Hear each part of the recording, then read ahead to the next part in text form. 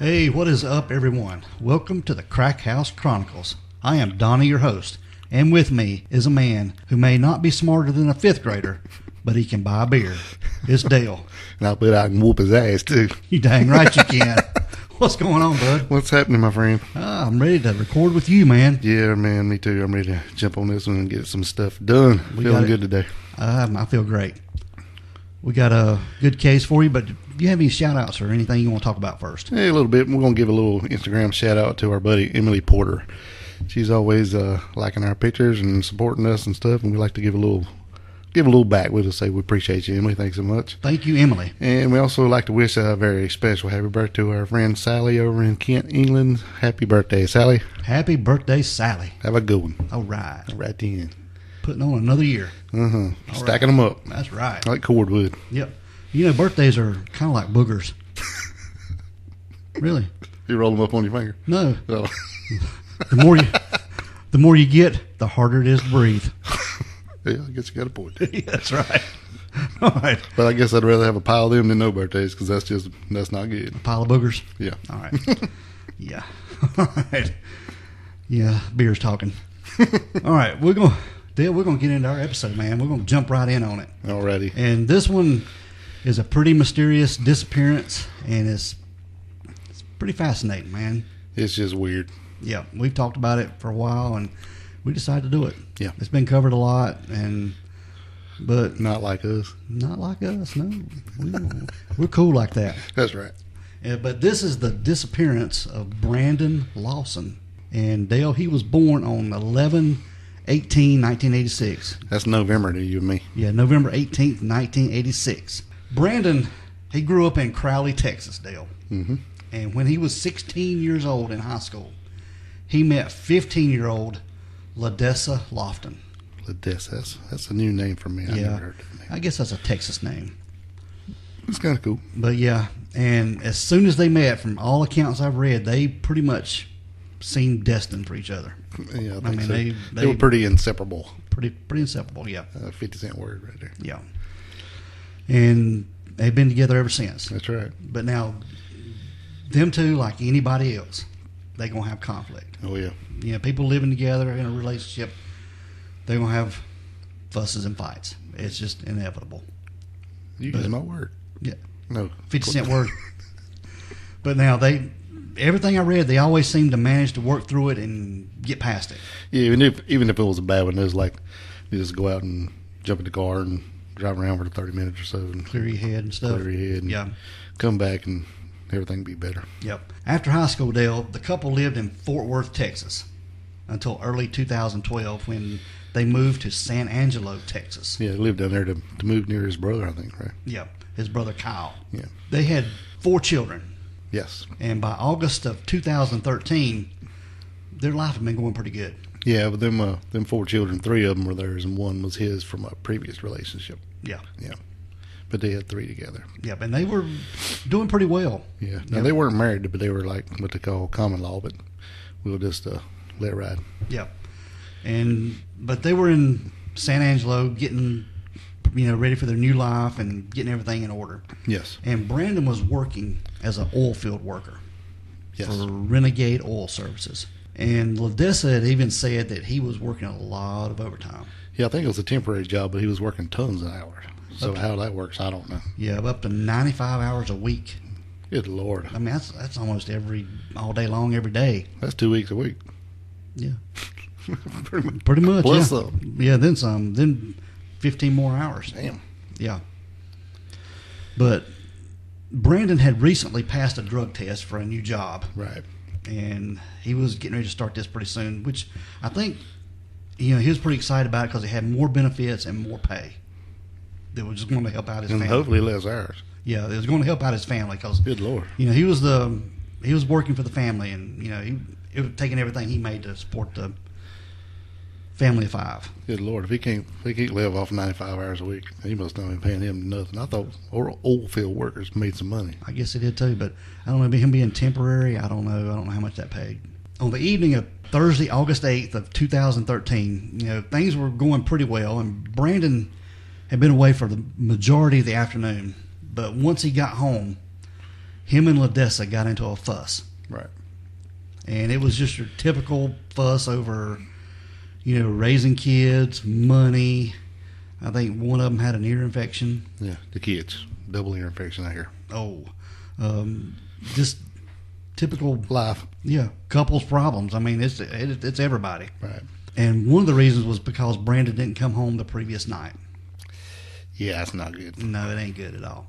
And staying out all night put a lot of worry and stress on Ledessa. Yeah, plus she got all them youngins. Yeah, and she thought he'd... You got to remember, they're only 26, and she's 25. And with 4 kids, it's a lot of stress, man. A lot of stress going on, yeah. But Ledessa had thought that Brandon had been taking drugs. He had had a on and off drug problem in the past. Yes. You're being nice, Donnie. Well, that's just putting it very, very nicely.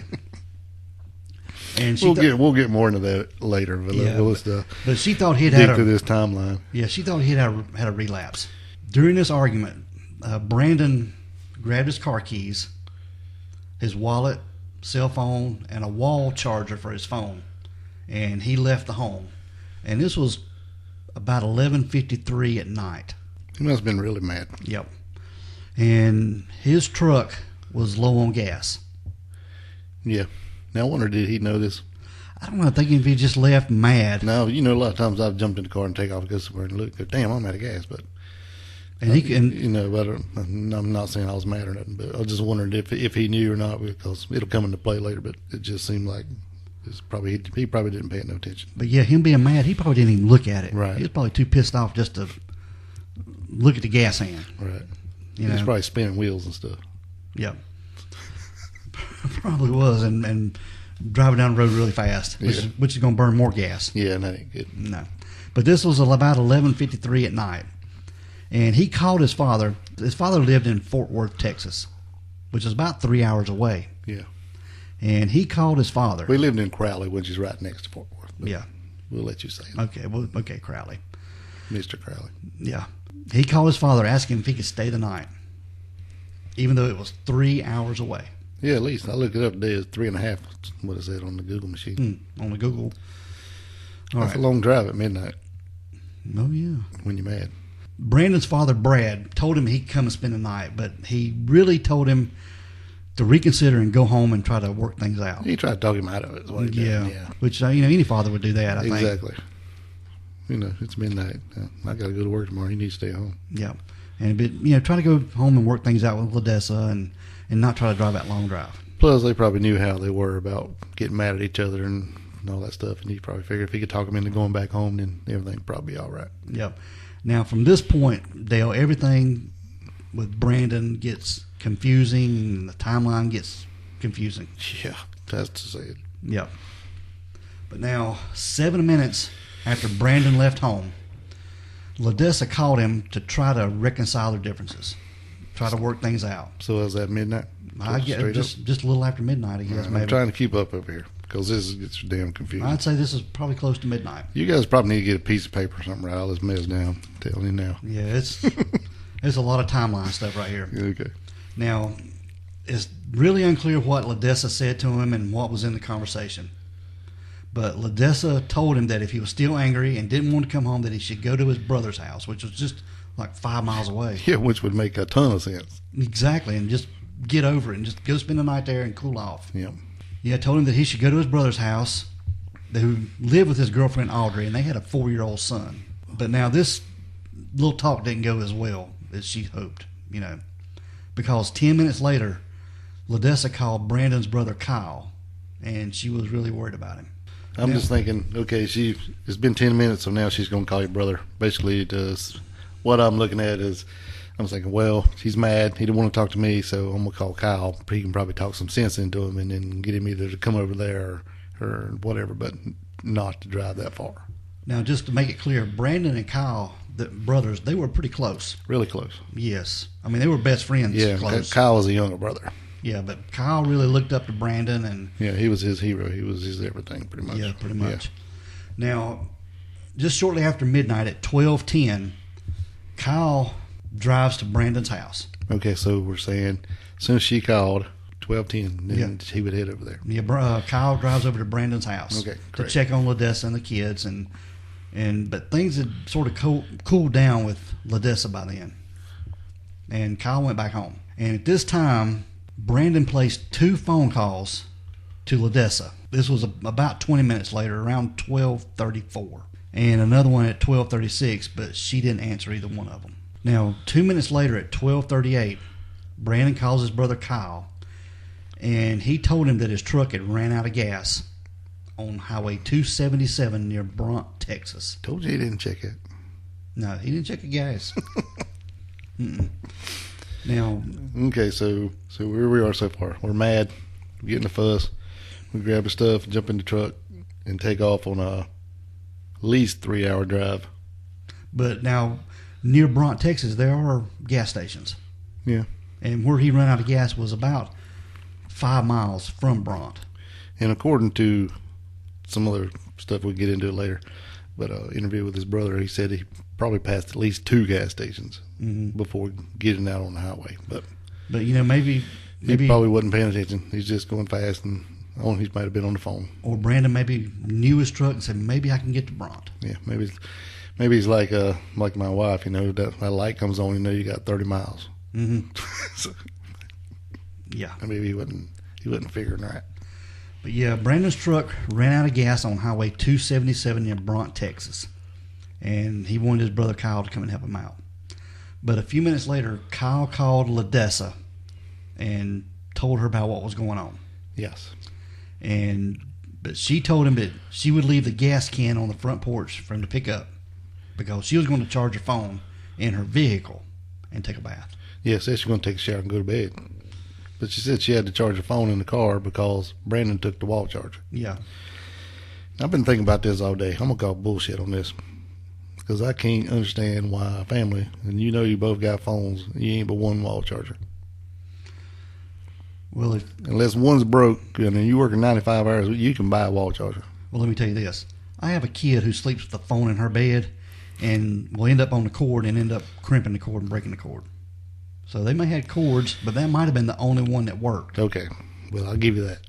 But I was just thinking today, there's probably 25 wall chargers in my house. Yeah.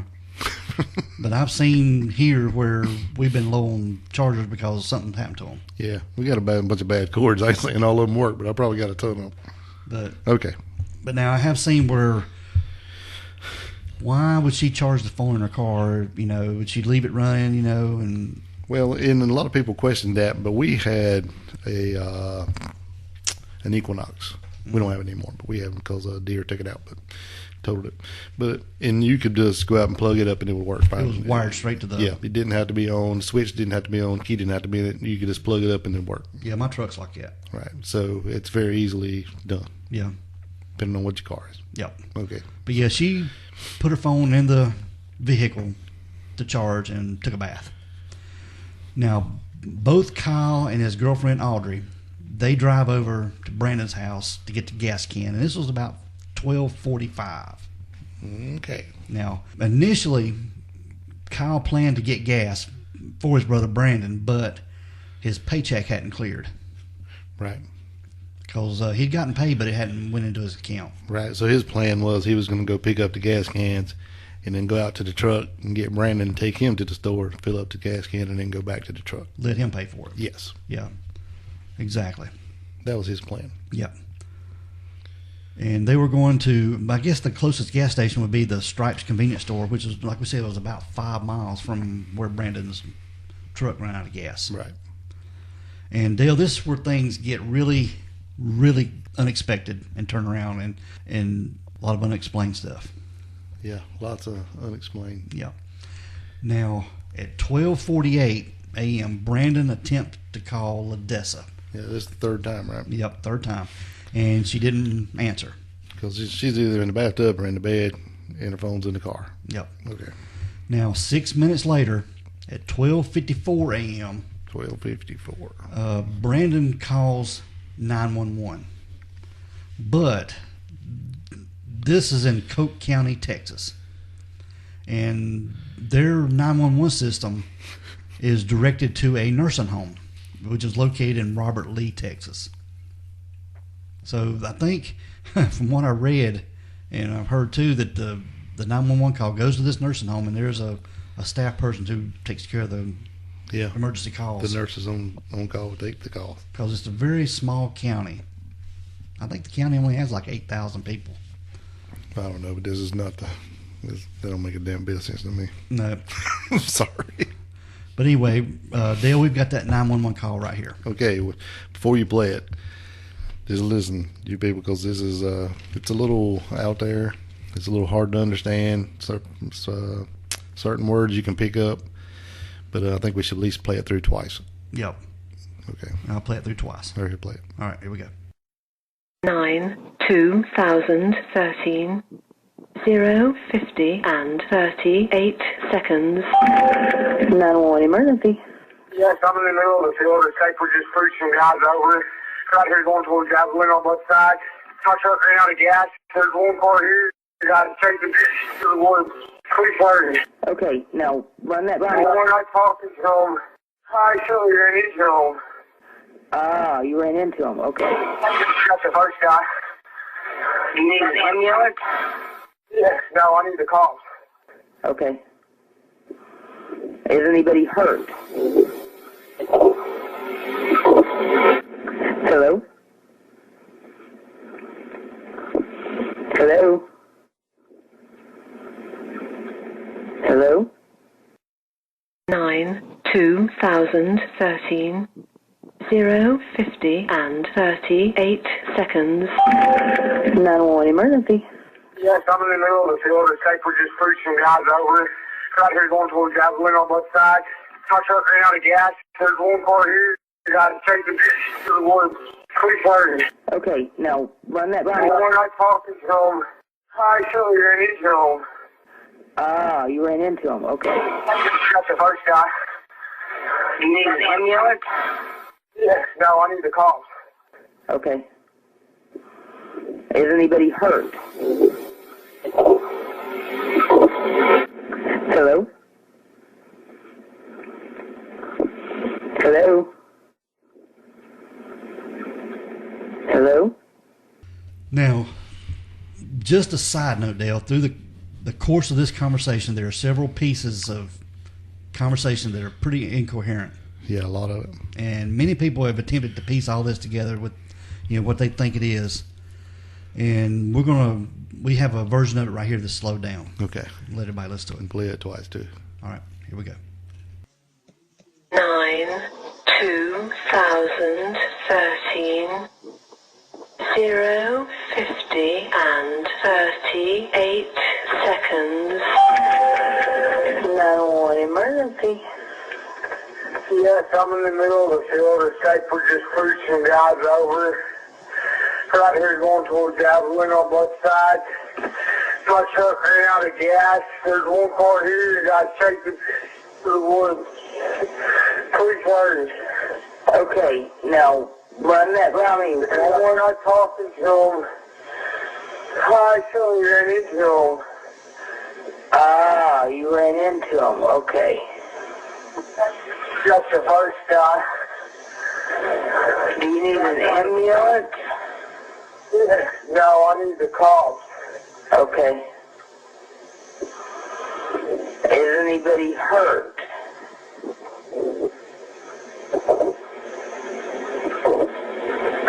Hello?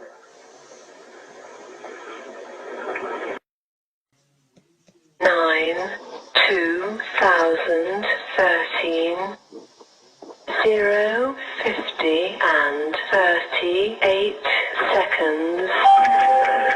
911 emergency. Yes, I'm in the middle of the field. The safe was just pushing guys over. Right here going towards Javelin on both sides. My truck ran out of gas. There's one car here. You got to take it to the woods. Pretty flirty. Okay, now run that by me. When I talked to him, I surely ran into him. Ah, you ran into him. Okay. That's the first guy. Do you need an ambulance? No, I need the cops. Okay. Is anybody hurt?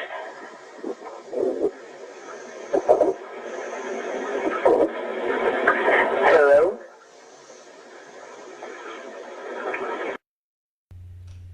Right here, Dale, Brandon doesn't respond to the operator. And the background noise seems to get closer to the phone.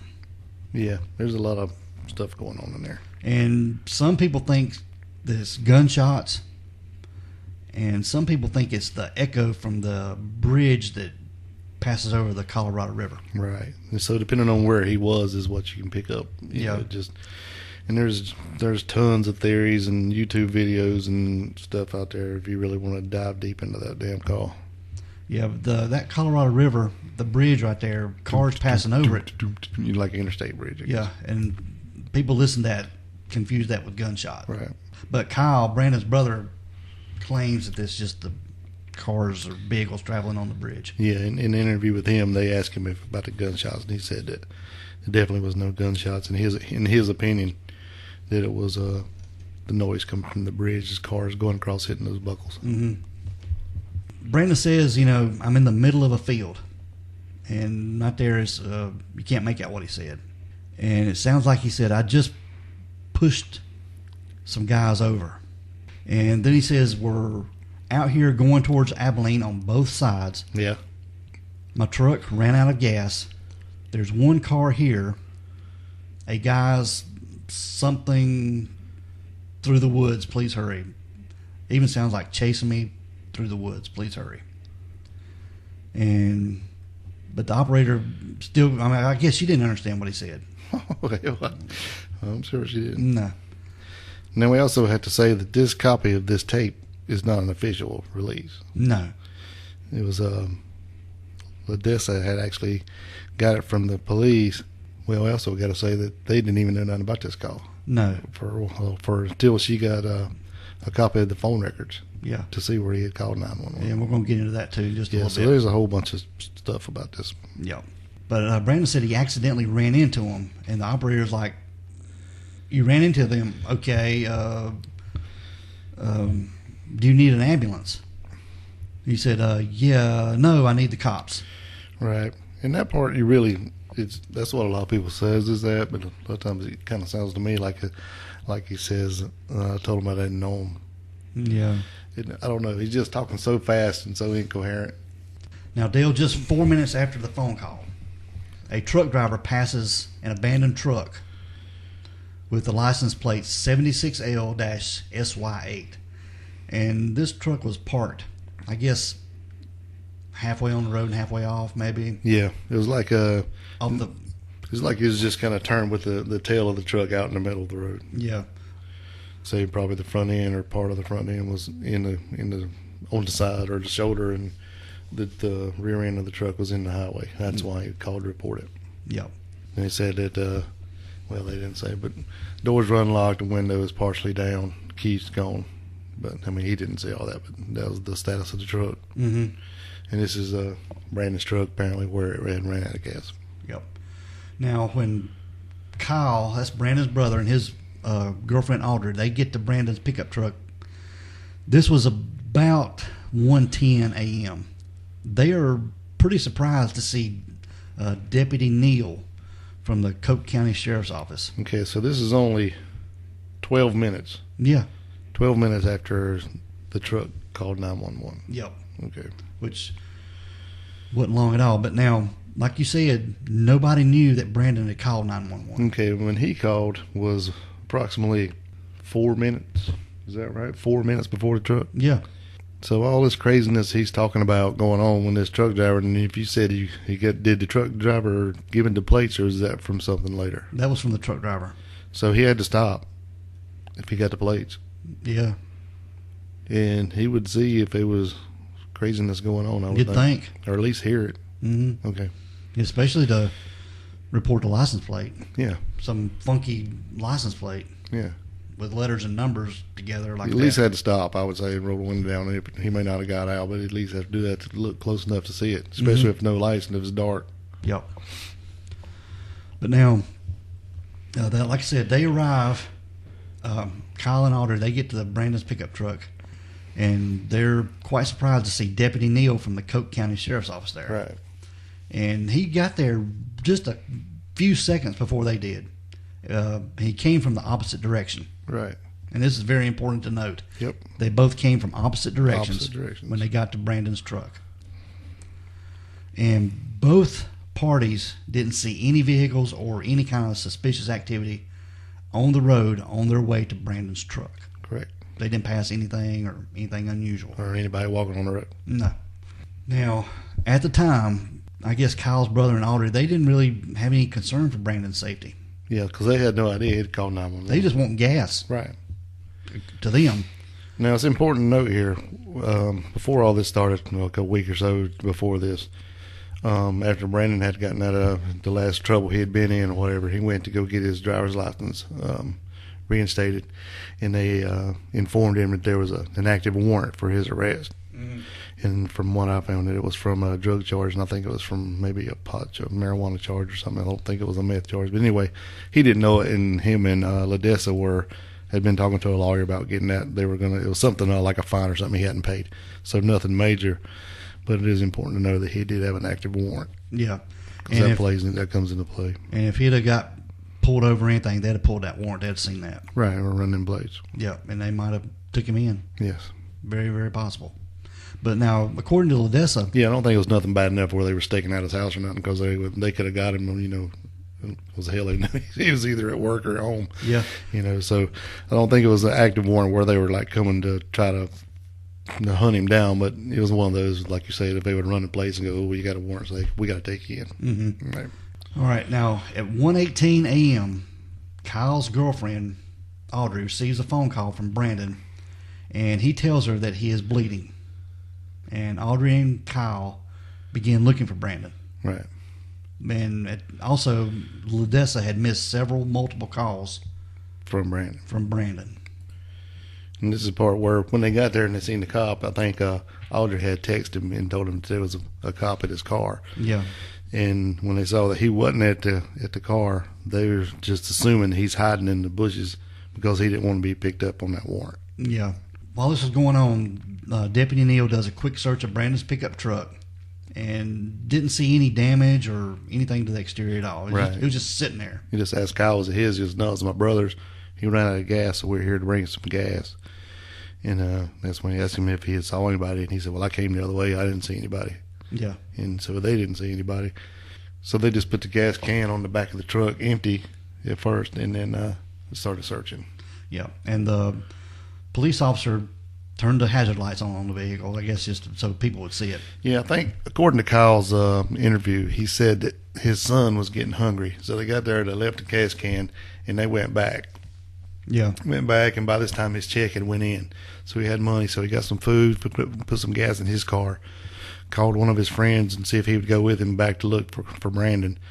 And they went back, and then they went and got the gas can and took it and filled it up. And by this time the cop was gone and had turned on the hazard lights and locked the door on the car. So they went to the gas station and filled up the can, come back and put $5 worth of gas into the truck. And he said he hollered out in the woods that, hey, gas is in here and the cop's gone, so you need to come on and let's go. Mm-hmm. But he never came out. No. Now, he had got a phone call, and one of these phone calls where he said that Brandon was actually saying that he could see Kyle, but Kyle couldn't see him, and he didn't know where he was. Yeah. So everything is getting really weird. So let's just step back a minute, Dale. Okay.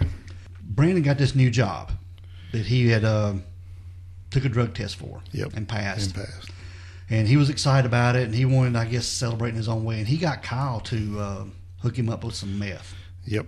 And this is all according to Kyle. Yep. So it's not hearsay. And if it is, it's come out of his mouth. And an interview I saw with Kyle, he confirmed that he hooked him up with a guy that had some meth. Yeah, he hooked him up with one of his friends, and one of his friends took Brandon to somewhere where he said he didn't know, and they got some. Yeah. Yes. And I guess this was maybe some of the reasons Ledessa and him were fighting. I don't know. I'm pretty sure. Well, he said this is like 2 days before all this happened. Mm-hmm. And he was supposed to come by Kyle's house later, and Kyle said he never showed up. So the next day he tried to call him, couldn't get a hold of him. And he called some of his friends that lived in Fort Worth, and he finally found him. He was up there with those people, so I assume he was up there getting high with those folks. And he asked him when he was coming back, and he said he was getting ready to head back then. So he drove back. So I'm assuming this is why Ledessa was pissed, because he's gone for a day and a half on a bender. So what she thought was right.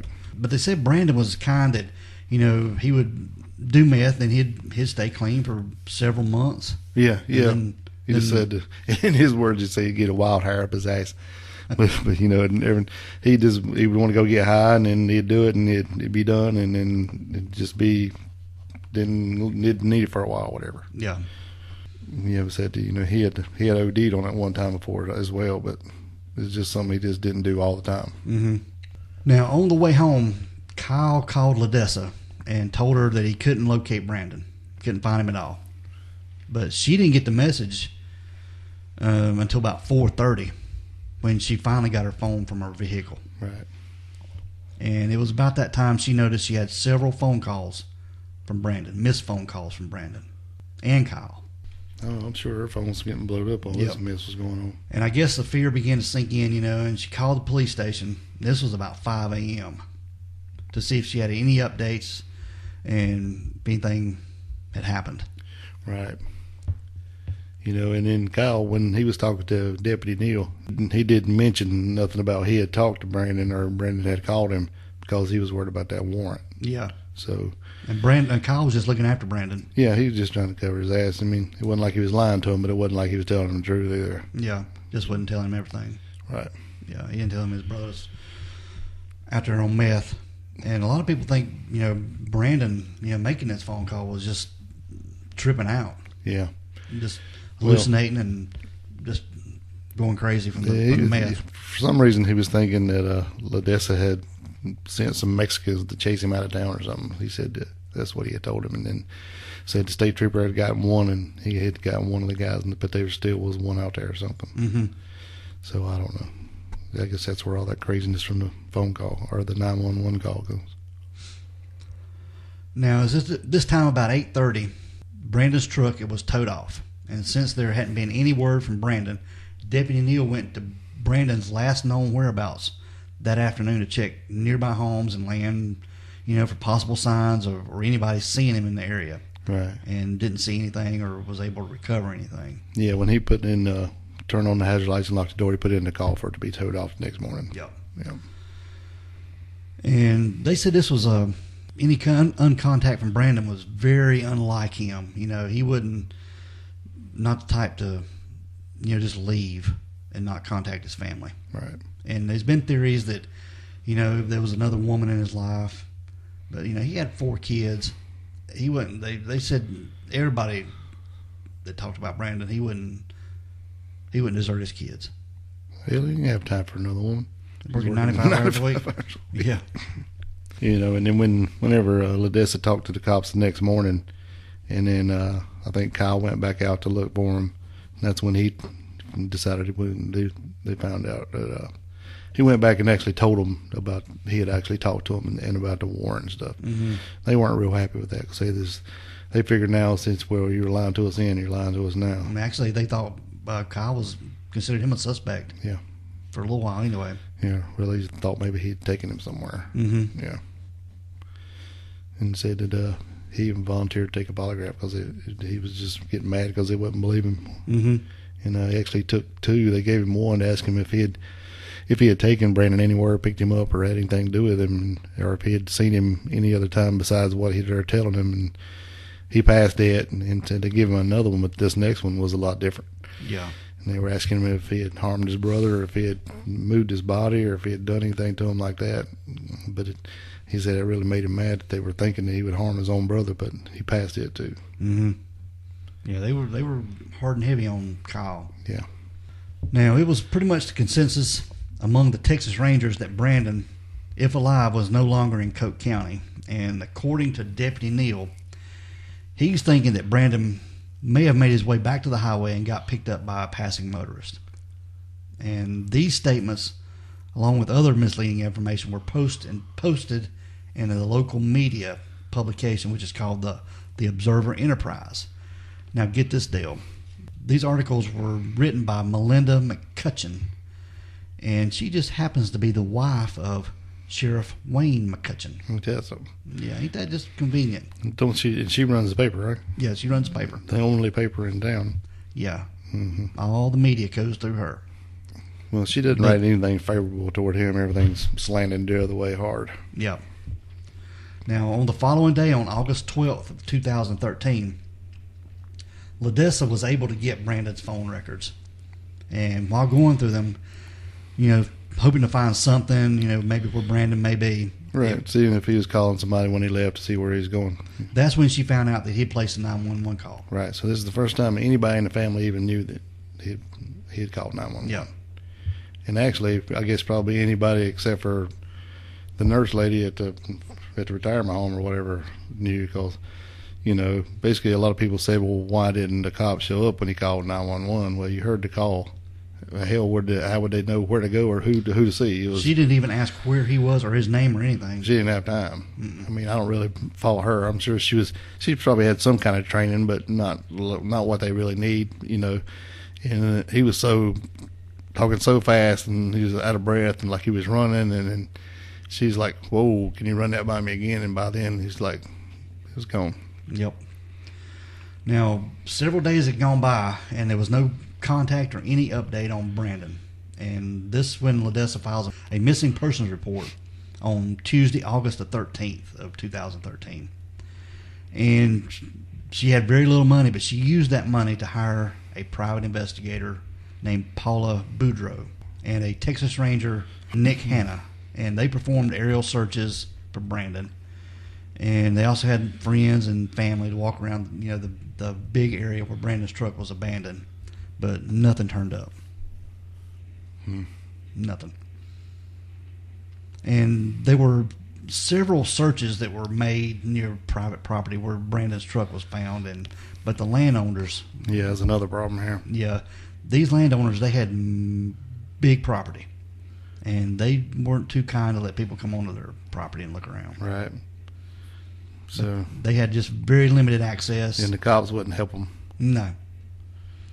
I mean, even Kyle would go out and search and stuff and, trying to find his brother or anything about his brother, and the cops they'd keep him from going on their property. Right, yeah. I said even one time his dad had a four-wheeler, was riding around, and, it's the cops out there, and he went and asked him what they were doing. He said they were making sure that you don't go on their property. Yeah. Instead of helping, it seemed like they were trying to keep him off the property for some reason. Mm-hmm. Now, it was a week later, after Brandon disappeared, an official search was conducted by law enforcement. And this was on August the 16th of 2013. And it considered of aerial coverage, infrared lights, search dogs, and just, I guess, ground. And this is how long after he went missing? A week. 1 week. So infrared's only going to pick you up if you're alive. Yeah. It looks for body heat, basically. Pretty much, yeah. So this is a little bit... It's kind of silly, really, if you wait this long. But nothing was... They didn't find nothing. And another search was performed 2 weeks after, on August 29th. And this time with large investigative units that included Coke County Sheriff's Office, the Texas Rangers, the Tom Green County Sheriff's Office, Highway Patrol, and Search and Rescue. And Dale, they covered over 2,500 acres, but nothing turned up. Yeah, nothing. And after that second search, Ledessa quit her job and relocated the children back to Fort Worth, Texas. And this was to be closer to her family because I guess money was getting tight and they was all going to help her out. Right. So it was she just did what she had to do. Yep. Can't blame her for that at all. And try to get back on solid ground somehow. Yeah, because this is crazy. And since they didn't find anything on Brandon and nothing had been updated, Brandon's initial disappearance, many law enforcement around the area are they believe that Brandon is not in Coke County, because if he was, something would have been located. But now like I said, the Colorado River's right there. Right. And he could have took off running and fell in the river. Could have.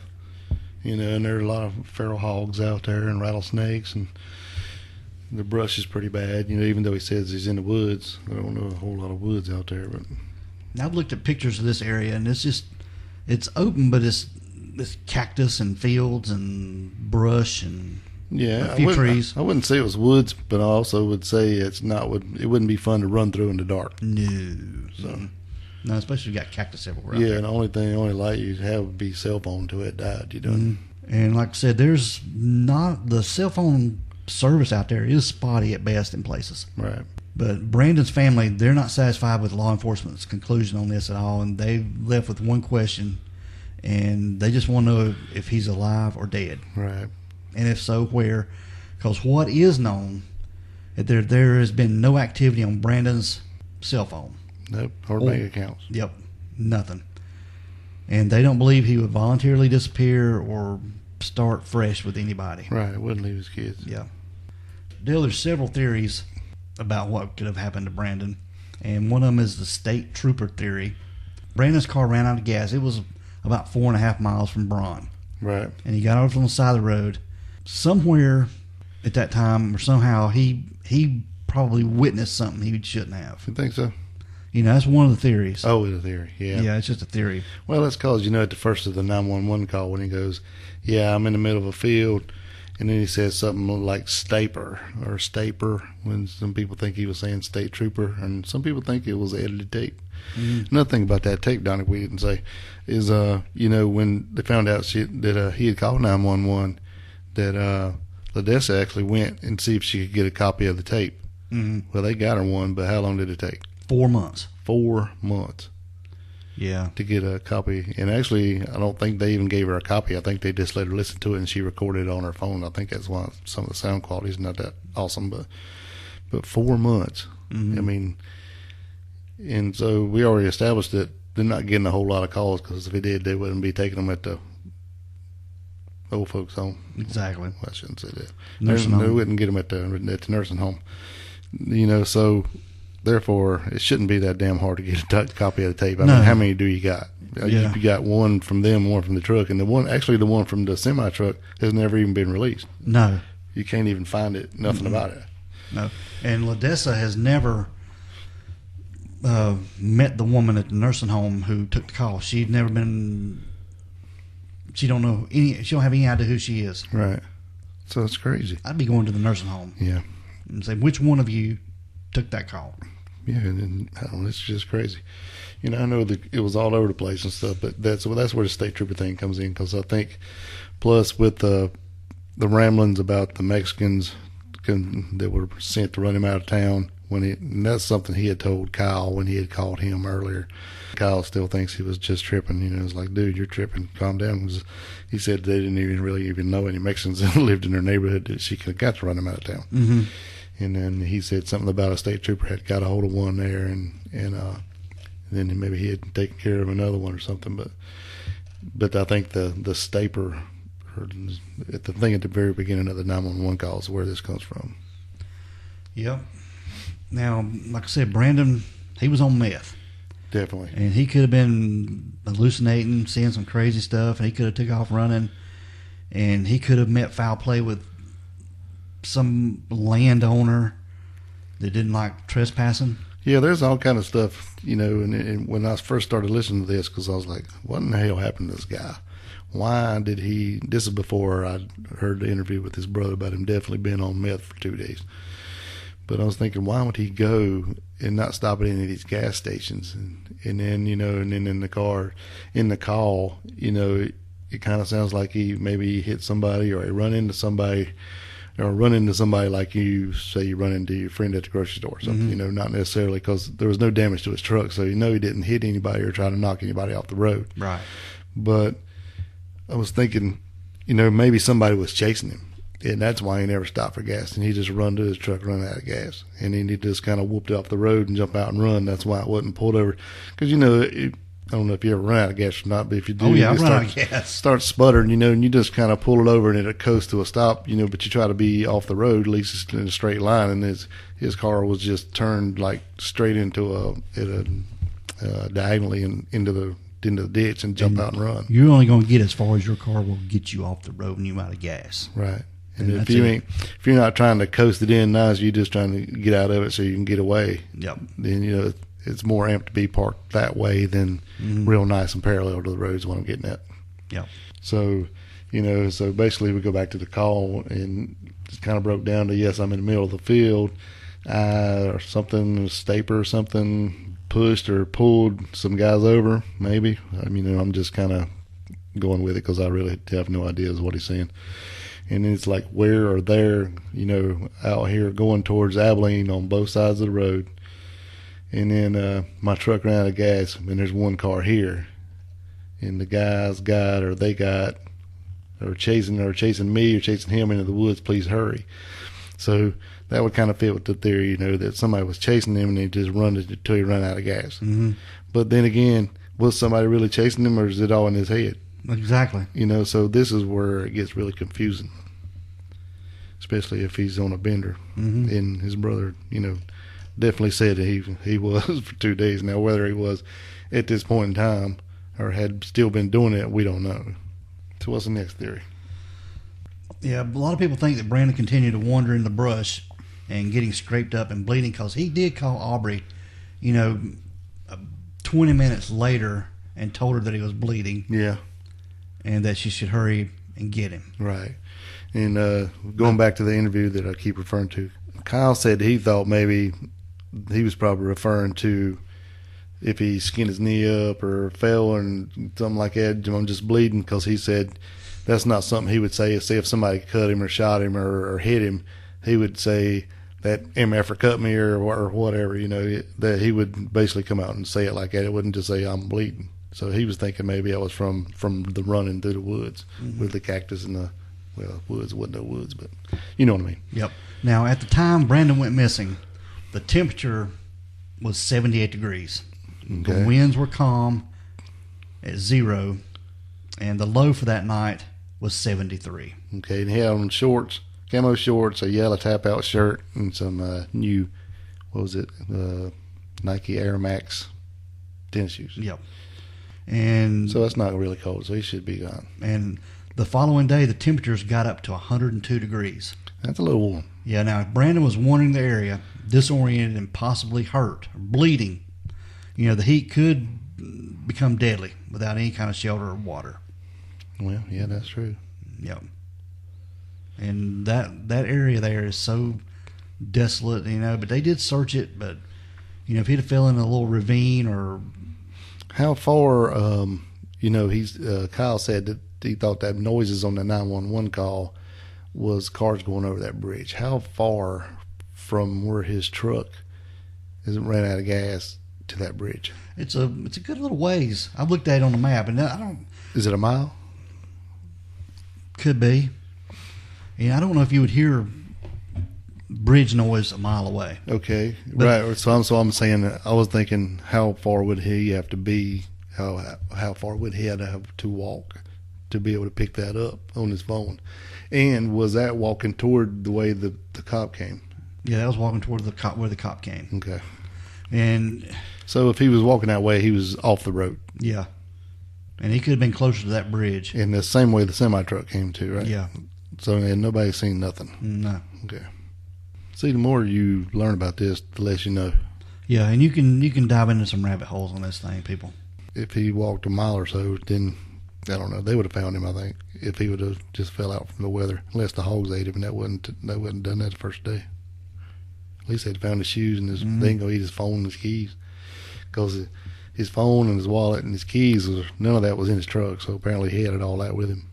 Yep. And there's another theory that Brandon was pretty upset about his fight with Ledessa, and pretty stressed out, overwhelmed, and sleep deprived. Definitely sleep deprived. And if he's on meth, yeah. Yeah. And he went somewhere for 20, 25 minutes after leaving the family home and before heading to Bronx. So it's unclear whether, he used those 20 to 25 minutes, what he did, and perhaps just driving around to cool off. And they said he could have went to Walmart to meet up with some people or an old drug addict or drug contact. And said either way, he was a stressed state of mind, and regardless of whether he was using drugs or not, I mean, he was pretty stressed out. Yeah. But it said he wasn't making rational decisions. And when his father told him not to come all the way out to Crowley for the night, instead go home, work things out, Brandon didn't. No, he didn't want to do that. And he got on the road to Bronte knowing that he didn't have enough gas to get there. Right. And his brother said in that interview that he didn't think he was going to his father's house. He thought he was going back to wherever he was partying before, to his friend's house. Yeah. Which is basically the same direction, so we don't know. And I guess the only way they could find that out is if on his phone records, if he had called them, maybe, because I could a whole lot rather see, well, not rather see, but I could a whole lot. It makes more sense to me that he was going back to the party house than to go to your dad's house for a 3.5 hour drive in the middle of the night. Yeah. In his condition. Mm-hmm. Yeah, and some people think that, Brandon, wasn't really suicidal, but maybe just sort of fed up with life and some kind of self-sabotaging bend or something, Right. Like I say, he was working 95 hours a week, 4 kids, and struggled with substance abuse. Yeah, but hell, what would happen to him? Yeah, bench warrant for his arrest. I mean, I don't know. if he's going to kill himself, he's been sitting in the truck dead probably. Yeah. I would think. You'd think. I mean, he don't get out and just start walking. But like I say, this timeline is all, it's pretty straightforward, but then again, it isn't. Yeah, it's very confusing. Yep.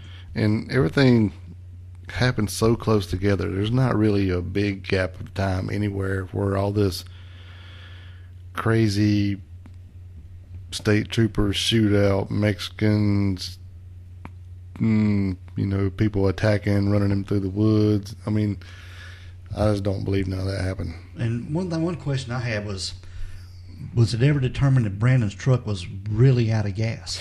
No. And that's what Kyle said today. He said, well, not today, but today when I listened to his interview, he said, that when they give her the truck back after they had took it in, she brought it back and eventually she sold it to whoever the guy that Brandon had bought it from to begin with. He said that he would like to know how much gas was in that truck because apparently it shouldn't be none but that $5 I put in it. He said, so was it really out of gas or not? And nobody will ever know. Yeah. That's a good question. Yeah, I'd like to know if it was really out of gas. That's another one we don't know. But yeah, you can dive into so many rabbit holes deal with this, so many theories. There's tons. You can look at them online. You can look at Reddit posts. Yeah. And just read all day. It's on and on and on and on and on. But we covered the highlights, but we want everybody to weigh in and tell us what you think Kyle says in that 911 call. And listen to it several times, regular speed, slow speed, and tell us what you think. Because I've listened to it and I can't make it out. But anyway, yeah, you can find this stuff everywhere, slowed down, different speeds, pitch, raise, and all kind of stuff. Once they slow it down, of course, you start losing a little bit of sound quality, and it's not really great to start with. But it's a hell of a story, I guess I can say. Yep. I mean, I hate it for the family and all those kids lose their dad, and the guy loses his brother, and he's just gone. And they hadn't heard anything, or there's not been anything since, except for his sheriff's wife, like going on message boards and talking, running him down a little bit. Yep. And that's kind of weird, like trying to cover up something. You'd think. But and there is talk of cover up in this. There's a lot of cover up saying there's covering up, saying that this call is actually doctored up and edited, and took them 4 months to get it, but. And that may be true. Maybe some wrongdoing on the police department's behalf. Especially the way they handled it. Just basically saying, all hell with him. Basically looking at him like, well, it was just a drug addict. What do we care? That's the kind of way it looks like to me. But I just keep going back to the timeline because I'm thinking, hell, what could have happened? Because there's just no time. I mean, it's just like, if you look, it's like 4, 6, 8 minutes between, stuff going on. Mm-hmm. When could anything have happened? Exactly. But yeah, everybody check it out. Tell us what you think Kyle says in that 911 call. Yeah, I'd be interested to see what everybody says. I'd like to see some of you guys break it down and figure it out. Yep. And while you're listening to that, you Apple podcast listeners, go on there and give us a 5-star rating. Rate and review us. Yeah, somebody give us one that wasn't a 5-star. And I can't read it, but it makes me sad. Yep. Yeah. Go check us out, guys. Give us 5 stars on Apple iTunes. Yeah, please. And give us a Facebook recommendation. Check out our website. Check out the gas money button. Follow, like, and subscribe. All of our social medias. All our socials. Yep. It really does help. It does. All right, Dale. That is Brandon Lawson. That's as close as we're going to get. Yep. We didn't do it justice, but, you know, it was... At least we keep them in the news. Yep. We'll get y'all something to do. That's right. All right, Dale, we're going to get out of here. All right, man. We want everyone to be safe, be careful, and always be aware of your surroundings. Because the next episode could be about you. This is The Crack House Chronicles.